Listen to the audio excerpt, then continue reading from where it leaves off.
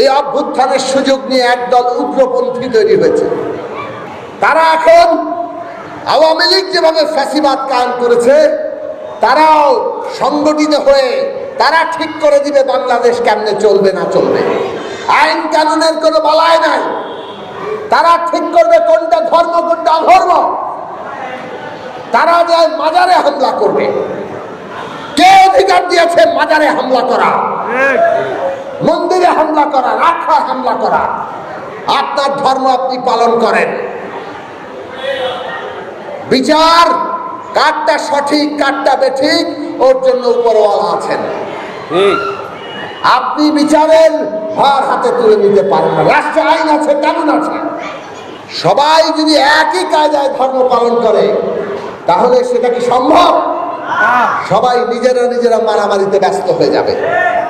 এই যে বাস্তবতা তৈরি হয়েছে, তাহলে দেখেন অভ্যুত্থানের সুযোগ নিয়ে আরেক দল উগ্রপন্থী দাঁড়ানোর চেষ্টা করছে।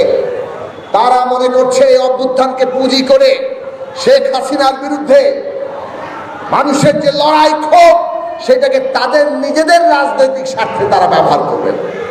তারা নিজেরা ক্ষমতায় যেতে চায় এবং বাংলাদেশে একটা পাল্টা তাদের কর্তৃত্ব কায়েম করতে চায়। আমরা পরিষ্কার করে বলি, হাসিনাকে আমরা তাড়িয়েছি।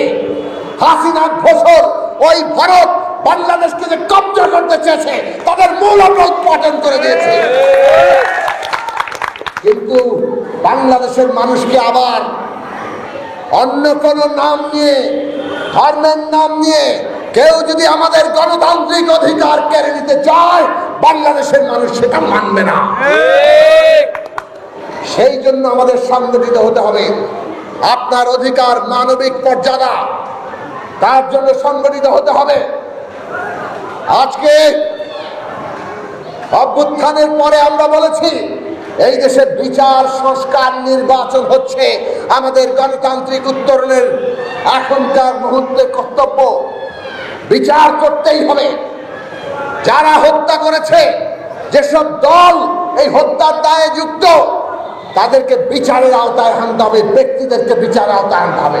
ন্যায় বিচার না হলে এই দেশে আমরা গণতন্ত্র কায়েম করতে পারবো না। আমরা বলেছি সংস্কার করতে হবে। সংস্কার মানে হচ্ছে ক্ষমতা যেভাবে একদম পকেটে ঢুকিয়ে, পুরো রাষ্ট্রকে পকেটে ঢুকিয়ে জনগণের উপরে দেশের রাজত্ব কায়েম করা যায়, গুলি করা যায়, সেইটা বন্ধ করতে হবে।